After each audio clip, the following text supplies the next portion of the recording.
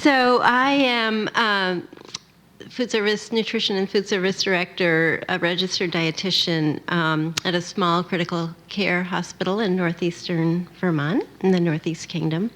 We have 42 beds, 600 employees, and about 13 FTEs. So in 2000, there was a strange twist of fate where I got a call asking if we would participate in a grant where if we hooked up with a local farm, they would pay 75% of the cost, and the second year was 50%, and the third year was 25%. So that was a no-brainer, and that was kind of the first, our introduction to kind of thinking about purchasing locally. The next year, we signed up with the Healthy Food and Healthcare Pledge, which is part of healthcare without harm. Out of the realization that the healthcare sector has a significant portion of the economy, healthcare needs to be one of the ones to step forward to address impacts of food and environment on health. So the Healthy Food and Healthcare Coalition, I don't know what it's called, but for lack of a better word, has almost 500 hospitals across the country who have really just agreed to attempt to do a few things. One is to build relationships with local farmers or growers to increase sustainably raised food that's produced locally. Hormone-free, pesticide-free, antibiotic-free. And out of this, really spearheaded by Fletcher Allen, Diane Emery, has created a smaller coalition of Vermont Healthy Food and Healthcare Hospital pledgers. And so we're trying to build a bigger base to advocate with our GPO, the group purchasing organization, which asks us to buy 80% of our food from them. That's a contract we have, and if we do that, then they give us money back. But they're not at all focused on our priorities here. So we think as a group, if we can come together and put pressure on them, then we're more likely to get somewhere. So as well as procuring the food, the pledge asks us to educate our staff, our patients, and the community about the importance of these efforts. And it has a component to minimize waste. So, and also, I think you can move forward. I don't.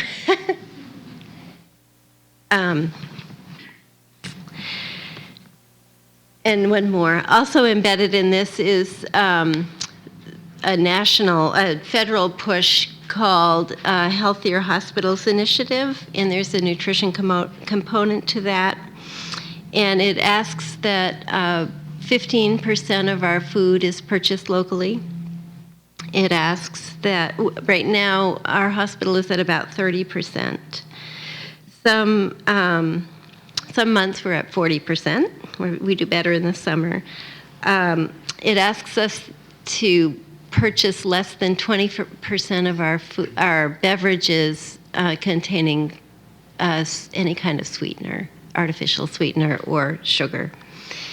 And the third thing it asks us to do is to decrease the amount of meat we purchase by 20%. And each of those initiatives should happen in 3 years. So at NVRH, we have done some small, you can move forward, some small steps. That's how a small hospital operates. So we started out with the low-hanging fruit of no trans fats, no high fructose corn syrup. The fryolator was gone before I got there 15 years ago. So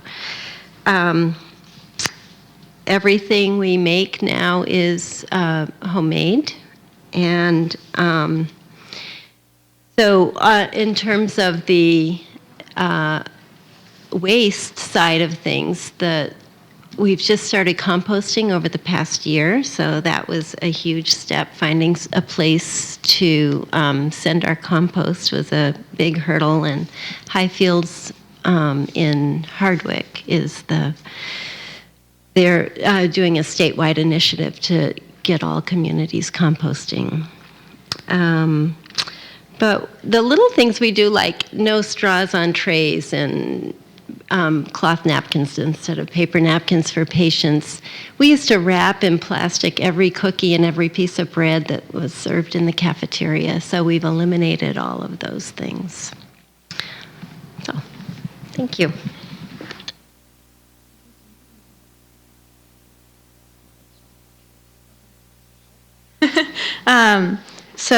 Yes, my name is Kierstin, and I am a Northeast Regional Field Organizer with Real Food Challenge, also part of their 2013-2014 fellowship program.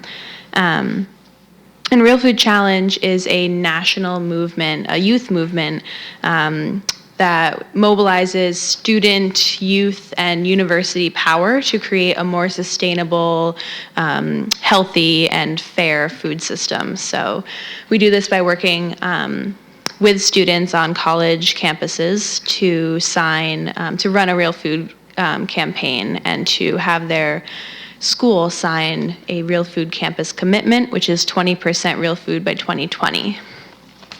We define real food as local, humane, fair trade, and ecologically sound, or a lot of times that encompasses organic. And so that 20% by 2020, the goal is to actually shift $1 billion nationally of the money universities spend on food towards real food, which is the 20%. Because universities nationally spend $5 billion just on food. So that's not including labor or space or anything else like that. So we have currently 21 colleges nationwide that have signed the commitment, 22 next week when Marlborough, which is in Vermont, Marlborough College signs the commitment.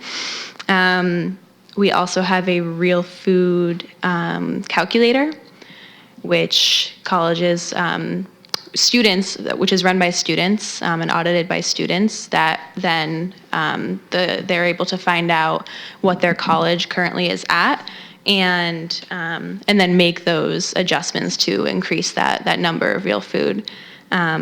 And we have over 100 universities now using the Real Food Calculator nationwide, which is incredible. This just 2 or 3 years ago, that number was 0.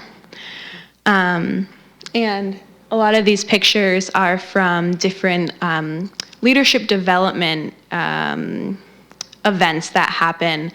We have a national summit every year, and we also have regional strategy retreats. One was held in Burlington the first weekend in February with students from around Vermont. So I'm lucky enough to work in this state with all the colleges here, which is awesome. Thanks. Mostly, I just want you to clap when I'm done. I'm going to go here because otherwise I don't want to talk about. Push button. Push one of these guys. Like that? Okay. Hi, I'm Peter Allison, and I'm the coordinator of Farm to Institution New England, which is a 6-state collaboration that's working to get more food grown. More food grown in New England, procured by the schools, hospitals, and colleges in our region as a strategy to support farms and also support the eaters. We are very much a partnership. We're a collaboration. We grew out of the National Farm to School Network and presence in this region, and now have 50 or 60 different organizations and agencies and funders, including the folks up here, as part of this. And really with a very lean staff, we primarily are focused on how do we collaborate with other entities who are doing this work to make sure that our collective effort is as effective as possible. So the big question we sometimes get asked is why focus on the farm to institution supply chain when you're thinking about local? There's farmers actually make more money selling local food at their farm stand, farmers market, CSAs, even the local retail. But there's a number of different reasons that we think it's really critical. One is that institutions buy a lot of food. Collectively, we think about $1 million a year in the 6 states. And colleges are actually by far the biggest portion of that. And in many cases, there's ways in which institutional procurement actually provides really good market sort of diversification for the farmers who have saturated that local market and are looking to grow more product, sell it on the wholesale market. Institutions are a great buyer because they're steady, they pay their bills, they buy regular amounts, which isn't the case of all consumers. The other thing is that institutions feed really important people like you guys, but also people in our healthcare system, in our kids, the leaders of tomorrow. So getting good, healthy, sustainably grown food into the mouths of the institutional consumers is really important, but also the connection between, just like this seminar, of people understanding where their food's coming from, we think has a really important connection to sort of the local food system and to health issues. So the next question is why focus on a regional strategy? We have a regional identity already with a football team in clam chowder. But also, a lot of our region actually isn't that big. It's 14 million people. It's about 72,000 square miles. But compared to other regions in the country, we're as big as just some states. And the other thing is that the distributors and the companies that deal in food don't abide by state boundaries. They drive their trucks across state lines, and the companies like Sodexo that provides food here have accounts all over the region. So we really feel that thinking about a regional food shed is really important. And one of those things is that there's an imbalance in terms of where the food's produced and who eats it. So Massachusetts has half the people in the region, about close to 7 million of the 14 million, whereas Vermont, we have about 4% of the population up here, but we produce 50% of the dairy and beef cows, and Maine has half of the acres of vegetable and berry production. So thinking about the regional food shed makes a whole lot of sense in terms of connecting the supply with the demand, or the eaters and the producers, and it is part of our strategy. So we are a big network of collaboration, and our efforts fall under the categories of doing research, providing direct technical assistance, doing a lot of work bringing people together to convene and talk about things, sharing our learnings, and then advocating for change, both at the institutional level but also in policy. And right now we're focusing our efforts on a sort of a bunch of different categories, with processors, distribution issues, state procurement, so contracts that for prisons and hospitals and colleges that the state runs. Really thinking about these statewide food system plans, like the Farm to Plate in Vermont. All the other states in the region are developing those plans, and how do we make farm to institution part of that? We have a special focus on beef, and then we're right now really looking at supply chain issues, which is really things like the process you're going in right now with your food service management company. What can you put in a contract to help you get what you want in terms of your values? And then we have a particular focus on farm to college, and I'll just say a little bit about that. So this is kind of a diagram of the food system. You can't read the stuff with yellow behind it, but it's where the food is being produced, and then the middle folks, and then the end users. And it's a fairly complex system with different types of entities who are involved in moving the food. And we've found that helping people to sort of better understand that system makes us all effective advocates for changing it. Right now we're working with 8 specific colleges with some specific assistance around the region, We're developing some case studies, favorite recipes of colleges to help give them some promotion. And we're doing a lot of work to bring people together. This was an event we had a couple of weeks ago, which Kierstin's in this picture. And we're doing these farm to college projects all around the region to bring people together to sort of share what's going on their campus, students, faculty, food service. What are some of the common barriers and opportunities to address them? And lastly, we have a bunch of outreach efforts. I have a postcard here with our website, which you can grab at the end if you stay for the whole thing. All right. Give it up. Great. Thank you so much. I'm just gonna.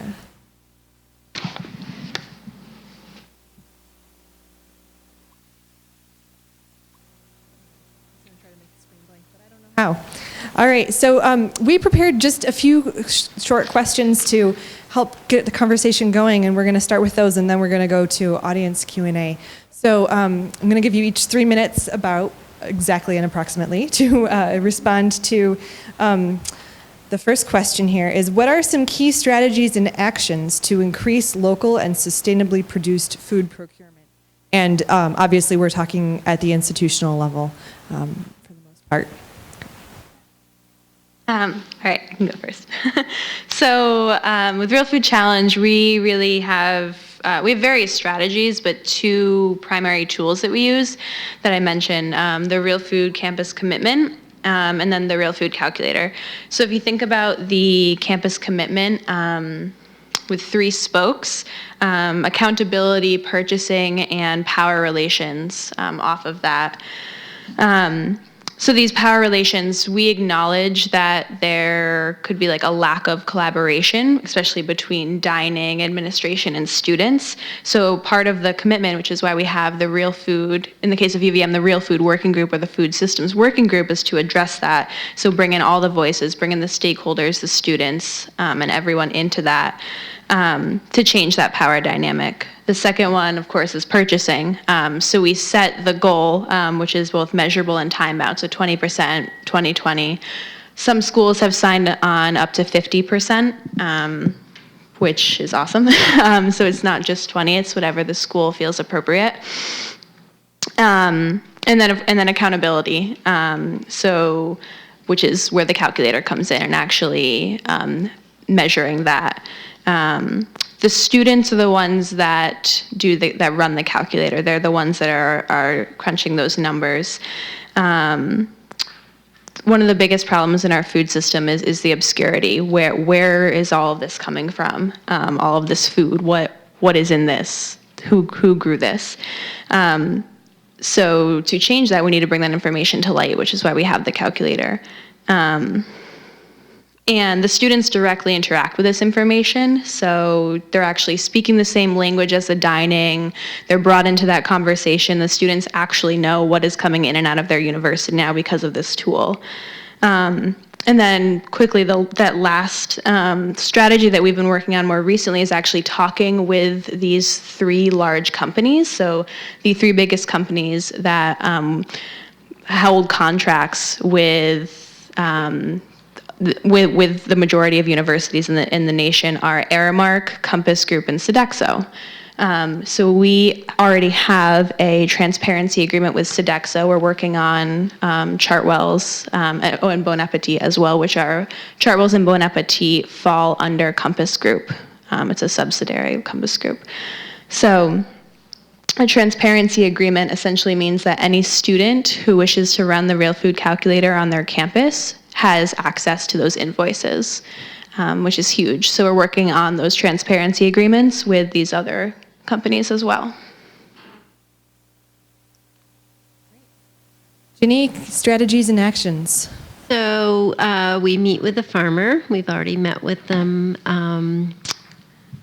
The 2 growers that we contract for vegetables. And I think it just requires flexibility in your menu.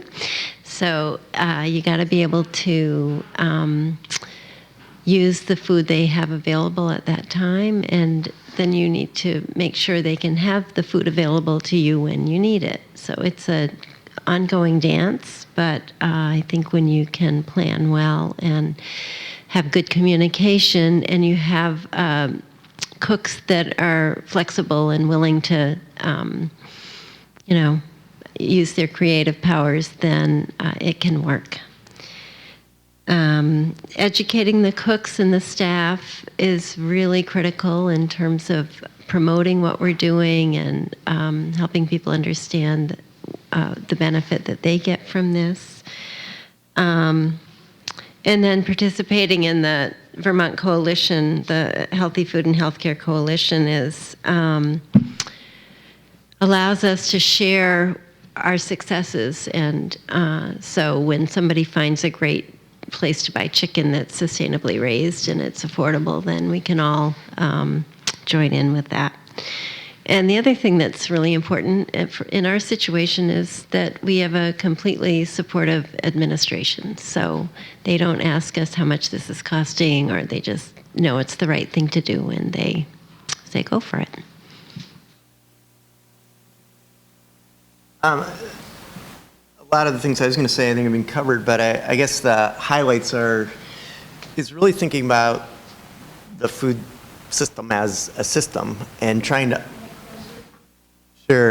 understand the system. And it's actually fairly complex, and there's a lot of issues, particularly in a big institution like this that has a corporation that's running the food system. And one of the things that I would say is that I think Real Food Challenge does a great job of organizing and developing leadership and pushing on the system from the student perspective, which is really critical. And I think a complementary component to change is to really put yourself in the shoes of the businesses that are growing the food, distributing the food, and selling it. And the more you understand their perspective, you're going to be more effective at creating change. The other thing is to give credit where credit's due to folks that are making that change. I think it can have a really big impact. And I agree with Ginny in terms of working in coalition. The power of people working together on the system is really critical. Great, thank you all. So the second question is, what are some common challenges that institutions face in attempting to increase the sustainability of their food procurement? So what types of barriers, roadblocks come up for institutions?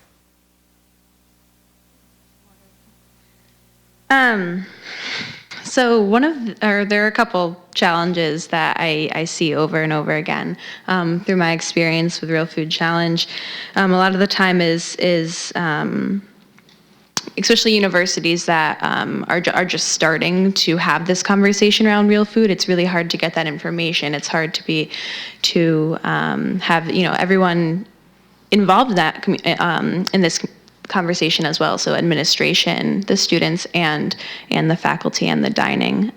So especially when we start to run the calculator, how that information is given to the students can be a challenge. It's very difficult to find out what that code for example, the broccoli actually comes from, for example. So that's a big one.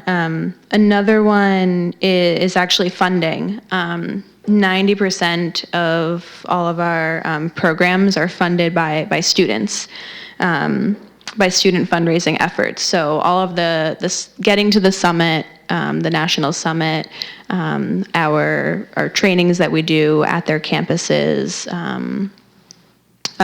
any other funding involved in Real Food Challenge is all funded by the students.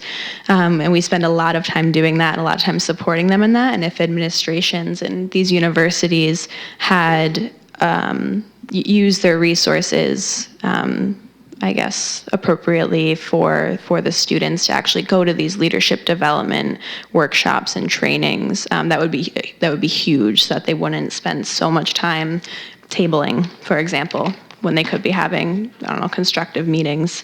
And then that lack of stakeholder collaboration. So a lot of what we do as organizers is identifying challenges and then targeting them. And I find students convincing their schools that this is a good idea. It's like, we should do this. Here are all the reasons why. Let's have another meeting to say that, like, so that we can get this done. When if there was, your administration, you have the green light. So that's one of a huge challenge that I see, especially for the students that are running the campaigns on their campus. The university is able to collaborate so that this could be moved forward in the best possible way instead of coming up with all these roadblocks.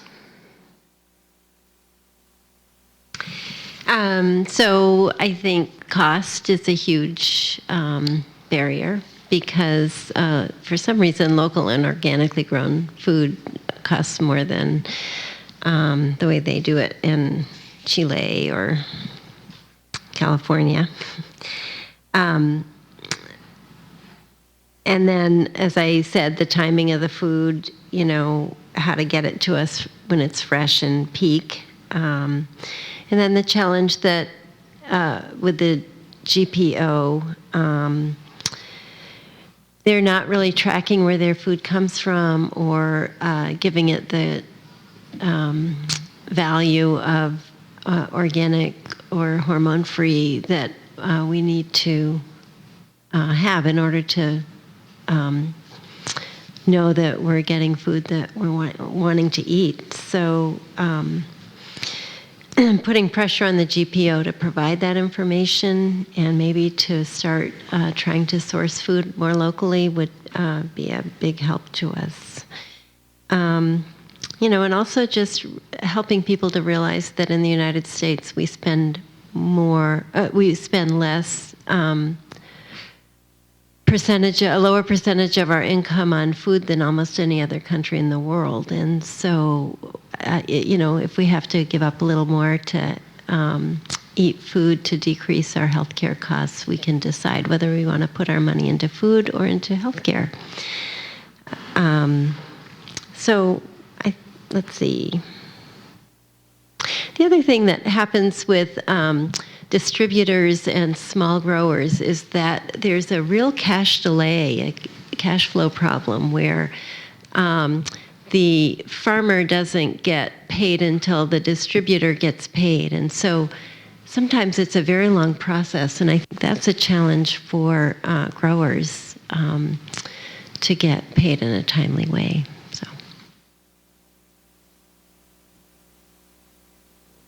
Last, you guys took all the good ones. You can go first next time. Yeah. No, I mean, the sort of classic challenges of sourcing local in New England are that we have a short growing season, that a lot of our land has been transitioned to other purposes than agriculture, that we have a lot of small and medium-sized farmers. The institutions that are buying have, the challenges for them are price and the quantity of supply, sometimes the form that the product comes in. If a food service operation needs something that's processed or pre-cut or prepared in a certain way, that can be a challenge. Another challenge that we find is sort of the focus on what we call hyper-local. And I think it's particularly true with your demographic, with college students who really want to have food that's from a farm that's nearby that they have been to or seen. And one of the things that we're realizing because of the nature of the food shed in New England is really thinking about, to what extent is the region local, or what's the value of something that maybe is from Maine or Rhode Island or New York or Montreal? Is that really part of our local food system? And so that's a bit of a shift of perspective, because I also, I live on a farm and I buy a lot of local product and I love that local connection, but also realize that our regional food system is interconnected. And No, I guess that's it. I mean, I think there was a forum actually here just a couple of years ago that Brian and other folks from Sodexo put on with the Farm to Plate initiative, and they really walked through the issues around sort of liability and what it means to get a new local farmer on the vending contract for the company. And so the challenge of people sort of just not understanding all the rules of the game make it really hard for a small or medium-sized farmer to start acting in that. And even some distributors, people who are in the business of aggregating and moving food, who see the institution as a big potential market, there's a lot of sort of rules and policies that are either, public policies or institutional or corporate policies that can get in the way. They're not insurmountable, but it's important to take stock of them. Final question before we go to Q&A. We're going to start with you. What trends or changes are you currently seeing or experiencing in institutional food sourcing? So as you're looking across multiple institutions, is anything sort of rising as a trend, and what's happening as people start to make these changes? Yeah. I mean, I would say I think the demand, it's not a flash in the pan. The local food movement is not something that's coming and going. It seems like it's continuing to build, and it's becoming more sophisticated.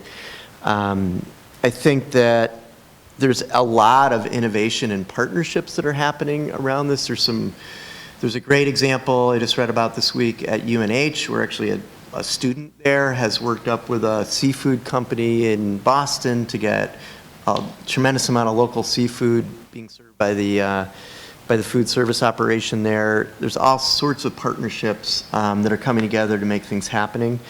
I think there's some really inspiring stuff with some stuff that might be considered on the margins, but I think it's really significant. The forum we had a couple weeks ago, there was all these schools in Vermont that are growing food on campus farms. And some of it's very small, but some of it's actually getting bigger and more significant.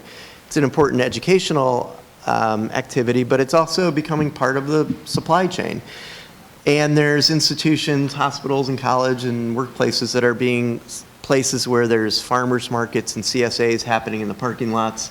And that's exposing people and sort of helping to feed that local demand in a certain way, but I think actually helping to build the awareness and support for the institutional procurement as well. So I think those are all are kind of exciting things that are happening, and together mean that this is not just a short-term thing. But I have nothing to say. yeah. I think it's just going to grow. We're going to keep demanding more and more information about how our food is raised and procured. Let's see. I think that if we could hook on to increasing the variety of food, I mean, we don't grow grains, we don't grow seeds that produce oil. There are lots of foods that I don't know if this growing season can allow, but some people are growing grains here. So I would like to see that become a possibility for farmers in the future.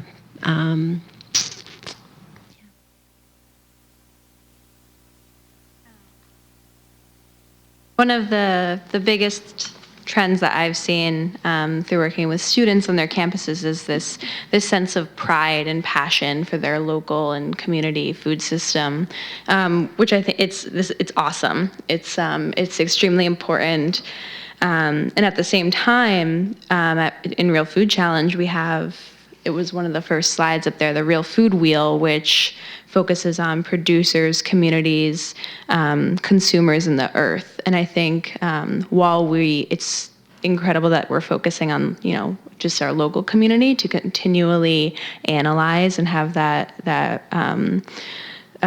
very, very high and complex analysis of the food system is important to keep. And that's something that I'm seeing slowly starting to emerge more and more. And then, again, even talking about those transparency agreements, transparency is another trend that we're seeing more and more of. The companies that we're working with, Sodexo and Chartwells, are agreeing to be more transparent with us. They're understanding that this is a generational shift that's happening, that these students are demanding this, and in turn, the administration is demanding this. And at the same time, there's this power dynamic that's happening, that students are now involved in that conversation. And that's something that I think is taking a little bit of time to happen. UVM is an awesome example because they have awesome real food working group meetings every so often. And those students are a part of that conversation, and more colleges are getting on that bandwagon. And I'll just add that we have some people who are involved in the Real Food Challenge right here in the room today. And if any students are interested in getting involved in the working group or in support of the Real Food Challenge calculator, come find me afterwards. There's lots of different places to plug in. And we're really leading the way on a lot of fronts with that initiative. So now I'd love to open it up for questions from the audience and get a conversation going about what people what's come up for people, ideas, questions for our panelists. Talk about our food system here, our larger food system and more generally, and any visions or ideas we might have for our campus food system.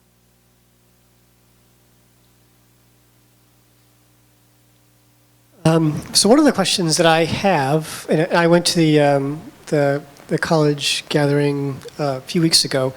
It seems, from my perception, that a lot of the institutions that are interested in this tend to be smaller institutions, that feed 500, 1,000, maybe a couple thousand people, and that as you get larger and larger institutions, it becomes progressively more challenging to the point where maybe there's, some cutoff point where a 20,000 student university is just not going to bother with any of this.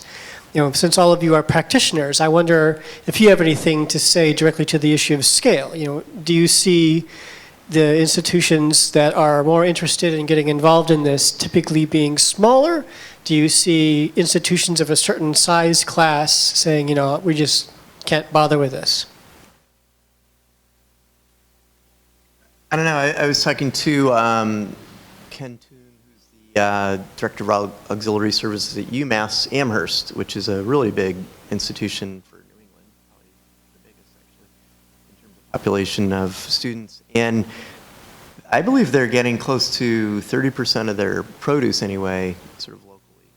They have a couple of big growers who are near them, who they have very strong relationships with, and have been able to, get that. They work really hard at it.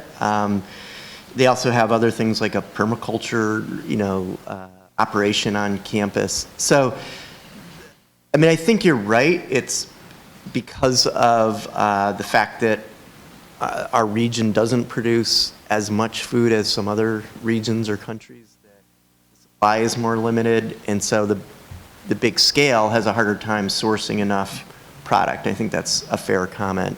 And smaller institutions are more able to maybe find some creative wiggle room because they're not just buying in such large demand.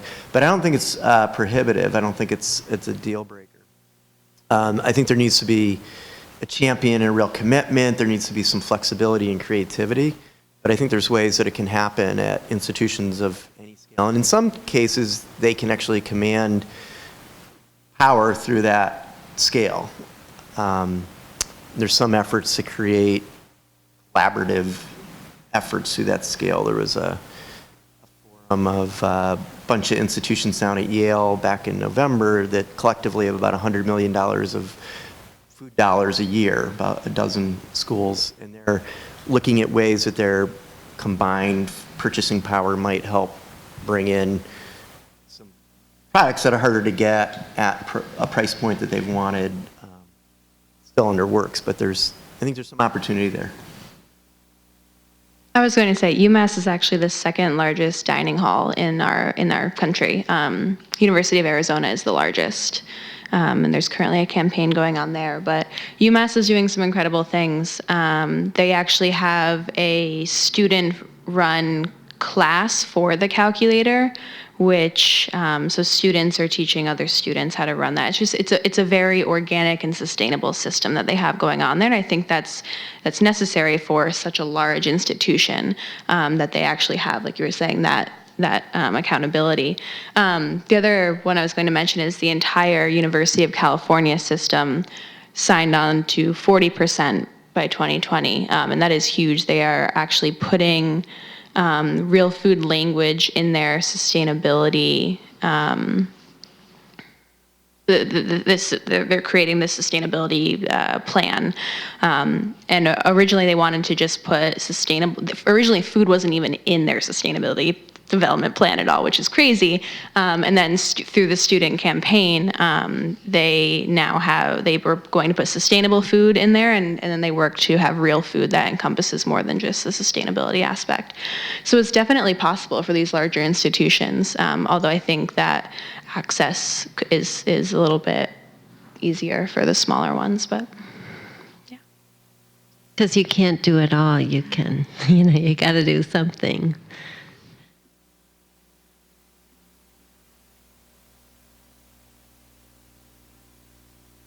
Hi, can you hear me? I just wanted to point out, I think there are some obstacles and realities that we need to face, and they're in the way. One is, right here on campus, the quality of the institutional food compared with the hospital. There is no comparison, and students, it hasn't taken them very long to figure out. Rather than going to the dining halls, they go over to the hospital.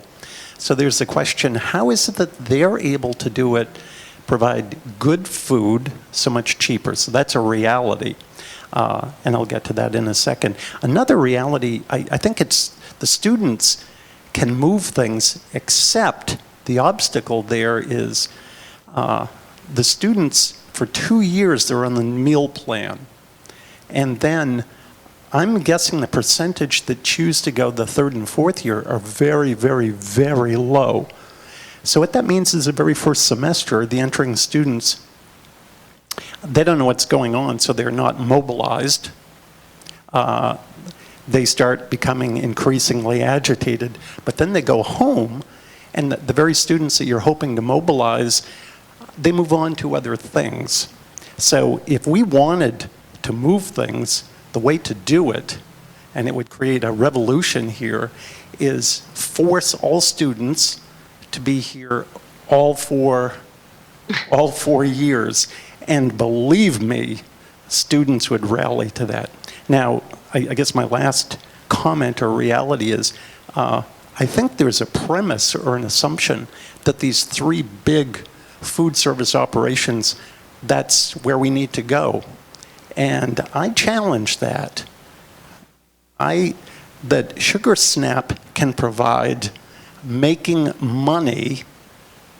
They can provide food at a less expensive rate than you can get on campus.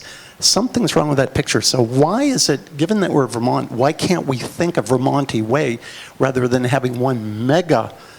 And I understand from the institution standpoint, you don't have to clown around with it. There's one size does all. But why can't we consider each dining hall perhaps being a separate, smaller scale outfit so that they can behave as Dartmouth Hitchcock does, which also provides great food, less expensive, rather than we've got 3 choices, and once those 3 choices are in place, and I don't fault them, they're trying to make money, there's no competition within. There's zero competition within. Once they have the contract, unless they start killing kids, that's the way it is. However, if there were an assortment of different, each dining hall, there would be competition within, perhaps. So that's some of my soapbox. I've got a lot more. Responses to any of those observations? Well, I would say, there's a couple things. The times I've eaten here, I've actually really liked the food. But maybe it's been a bit in catering, but.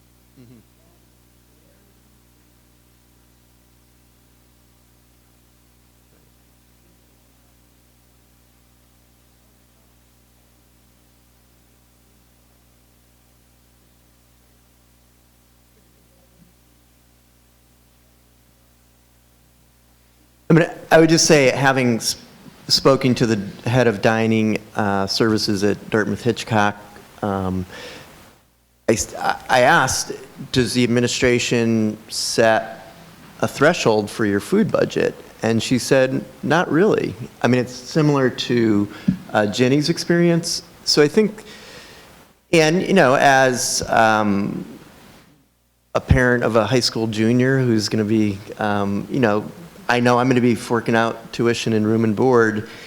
There's a equation there in terms of the amount of resources the university is going to put into its food services. So I think I think that any of those companies would probably provide food at whatever standard you wanted to pay for, and so it becomes to some extent a choice by the administration in terms of how much of the student dollars are going to go toward the food operation.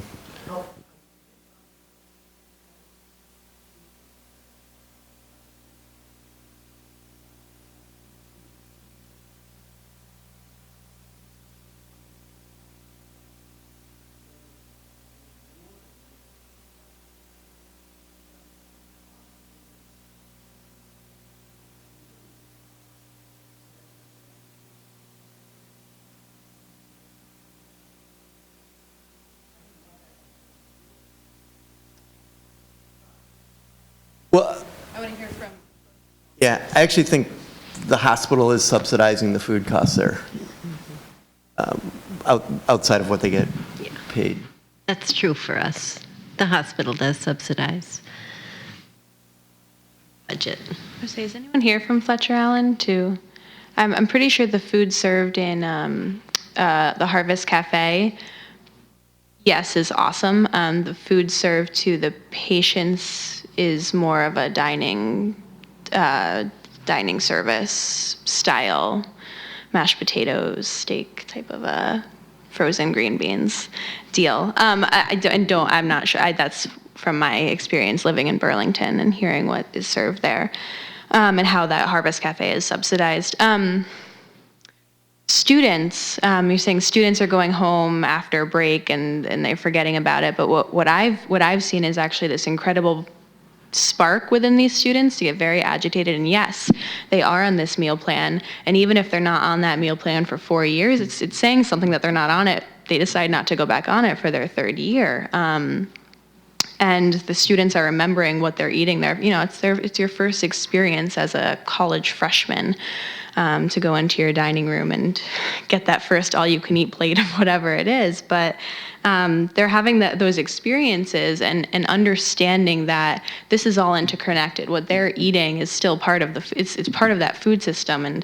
And when we do our corporate food service workshop and they understand the entire chain, they're getting really agitated about this. And we do see students coming back and really fighting for this. I mean, that's why we have 21 campuses that have signed on to this commitment, because of the students that are there.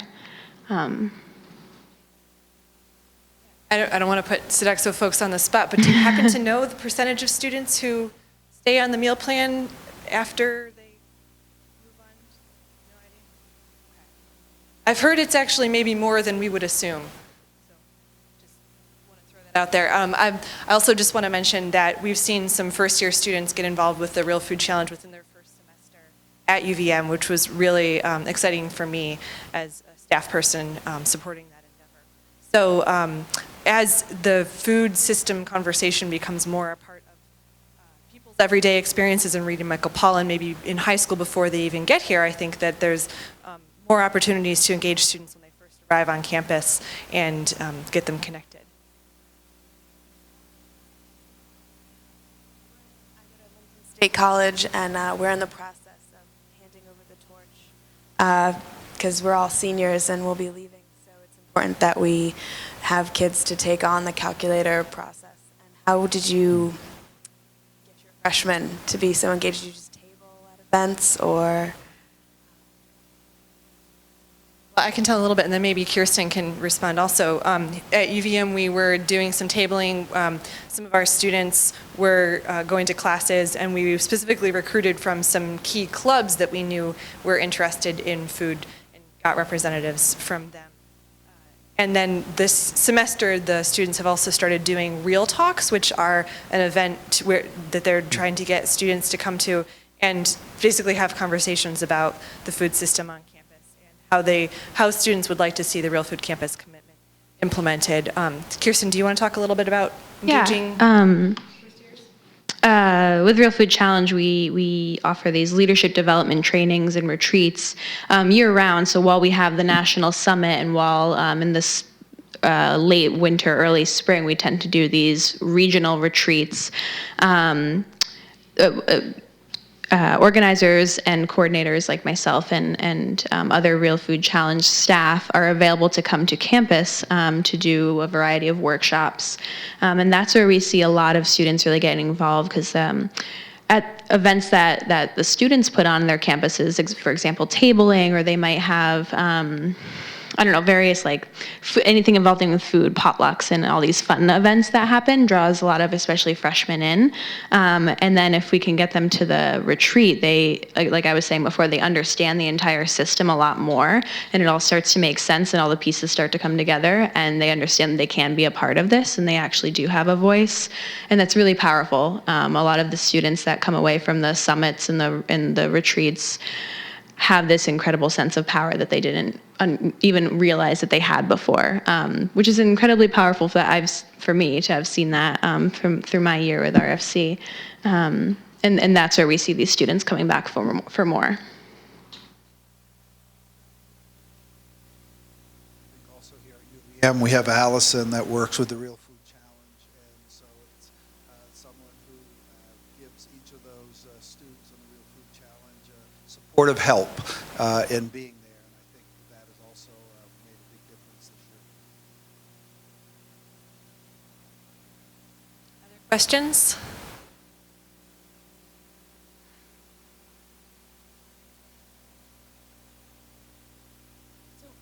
Because institutions are have to be bottom line driven, what is the impetus for an institution to sign on?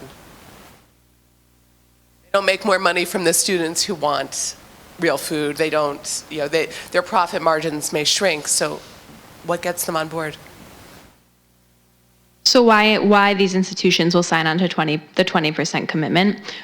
So students are paying tuition to go to the college. Without the students, professors, administration wouldn't be in a market. They wouldn't have a job.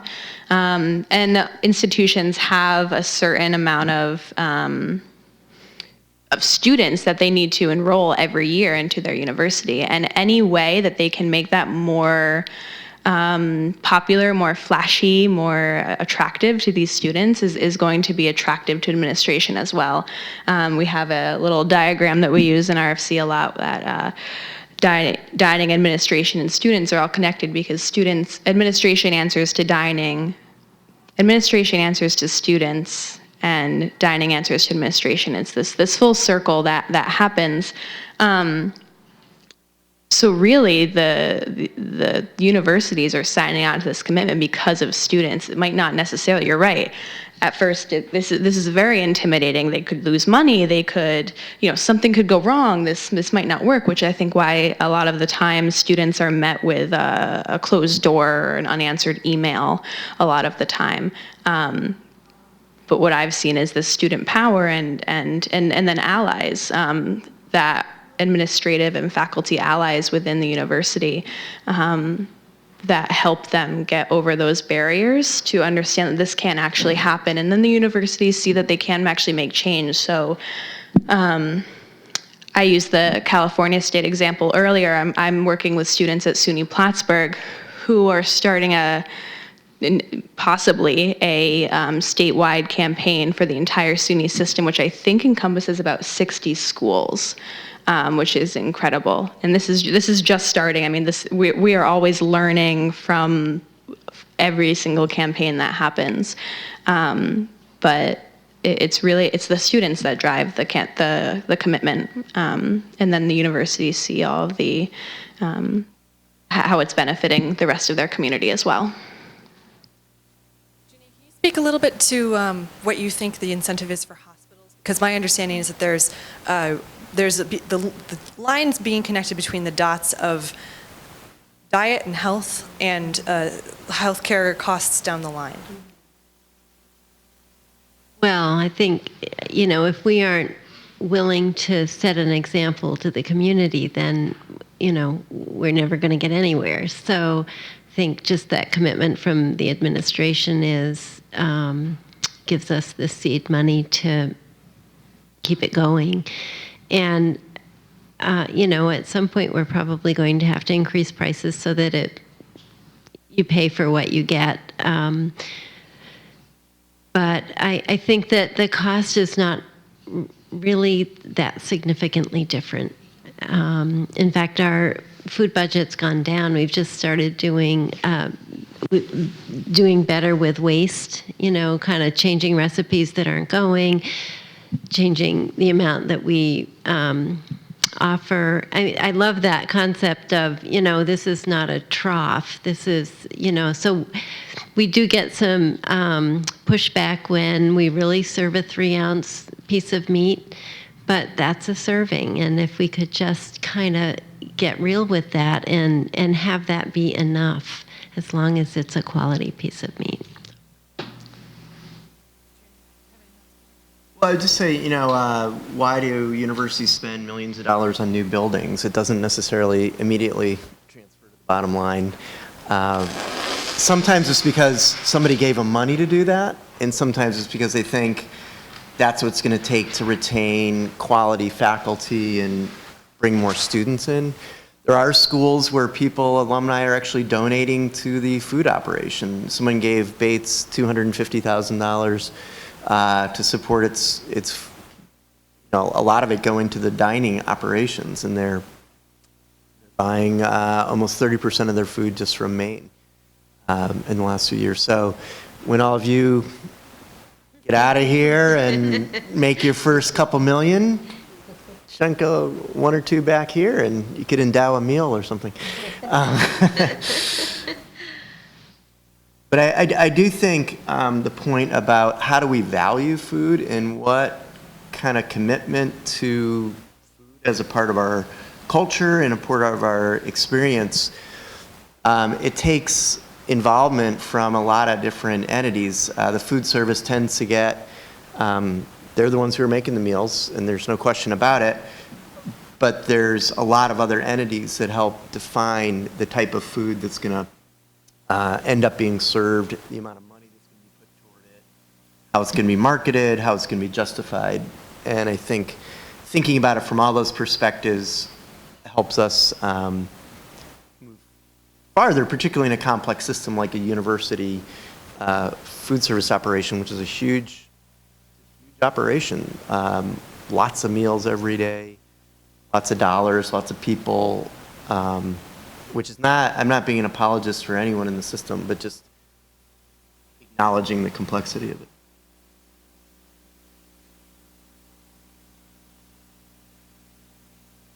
It's really just a specific question for Jean, because you said you have, or Janine, you said you have local growers. So do you allow them to drive right up to the hospital to make their delivery? Then good. Because that's an advantage you have over everybody else.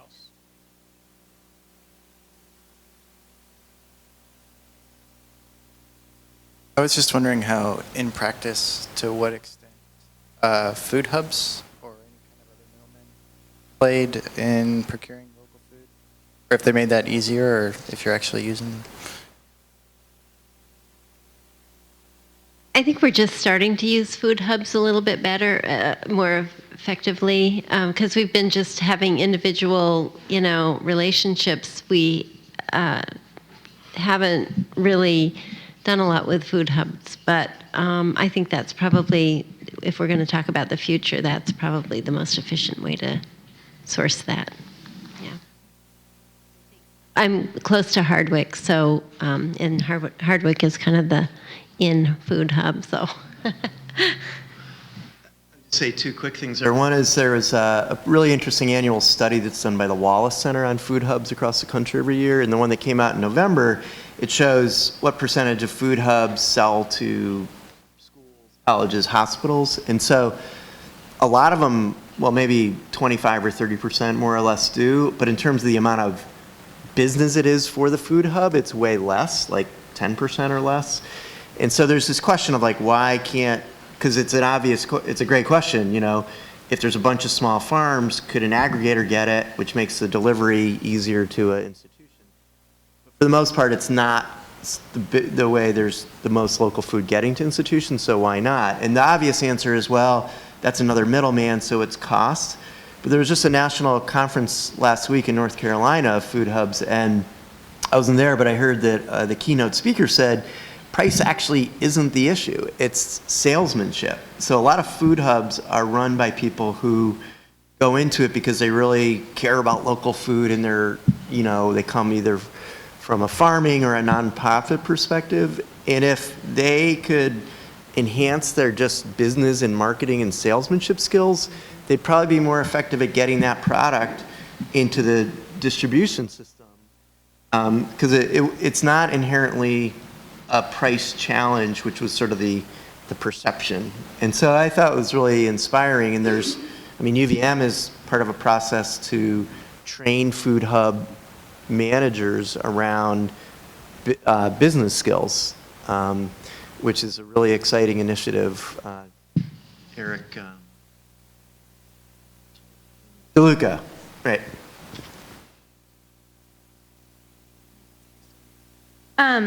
Middlebury actually is one of the schools that uses food hubs to get a lot of their food because they have a lot of small farms. I'm not sure which one it is, and even the schools down Raffle, Rutland Area Farm and Food Link does a lot of work with institutions down in central Vermont, southern Vermont.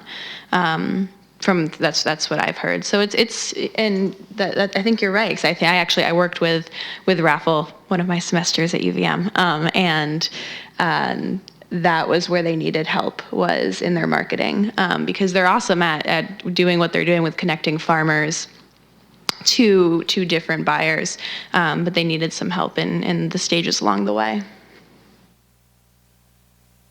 I think we have time for one, maybe two more questions. A question mostly for Peter and Kierstin, I think.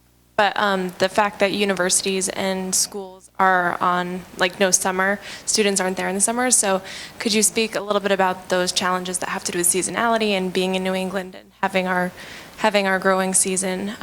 What are some strategies to overcome that for farmers and for the institutions? I mean, right. I mean, schools aren't in session in the summer because kids are supposed to be home on the farm. So I think there's three things. One is farmers are actually extending the growing season through the use of high tunnels and things like that.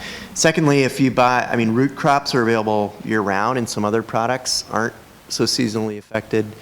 And third, there is some light processing operations that are going into,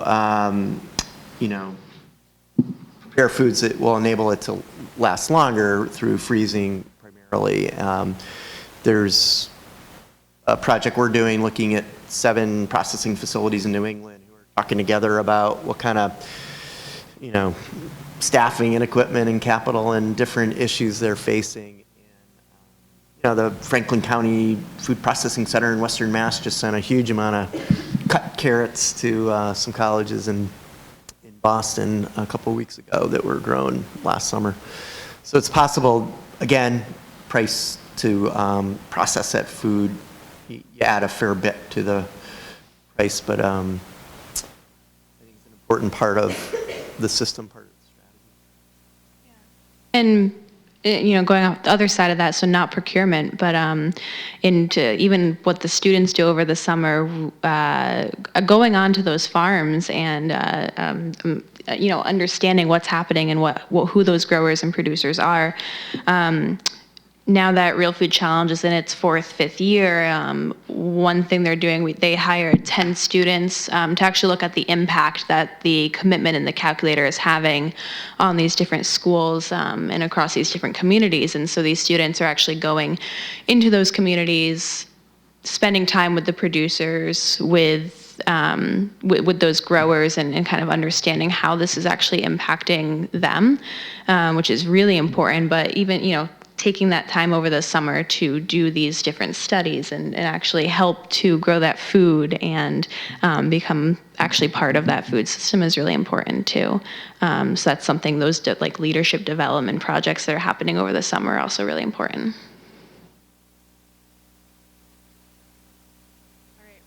Quick question.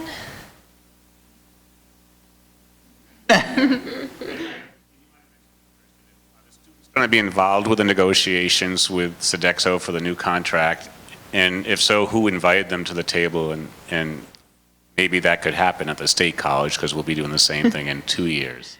I say, where'd Doug go? Are there students on the RFP committee? So my understanding is that there's not students directly on the RFP committee itself, but they've been seeking input from the SGA and some other student organizations. The Real Food Working Group, we did a process where we brainstormed a bunch of ideas of what we'd like to see in the next contract, prioritized them, and just sent them to the RFP committee. And the students were totally led that process and had a really strong voice in it. So we basically didn't wait to be invited. We just said, we feel like, and they welcomed it with open arms. They appreciated that feedback. My understanding is that there's also going to be a survey up on the UVM website to solicit feedback from the community, and that's going to be open to anyone to submit written comments. But I've heard, a little bit of frustration from some students who haven't seen those ways to get involved yet, and I hope that the survey and maybe some other places will be good places for them to plug in. I've heard that on other campuses there have been really progressive kind of open community discussions to involve people coming in town hall meeting style, which is another model that could be done. I'm not sure it will happen here, but it could happen to solicit feedback from the community. I was going to say, just to kind of go off of that a little bit, this is just happening. The paradigm's actually starting to shift, where now students are involved in that conversation and the faculty administration are involved in that conversation, where before they weren't. Local food wasn't even thought about in UVM's contract that happened 10 years ago. So this is continually changing and adapting, and we're learning from it. So. Great. Well, I want to give a round of applause to our panelists. Thanks so much for being here.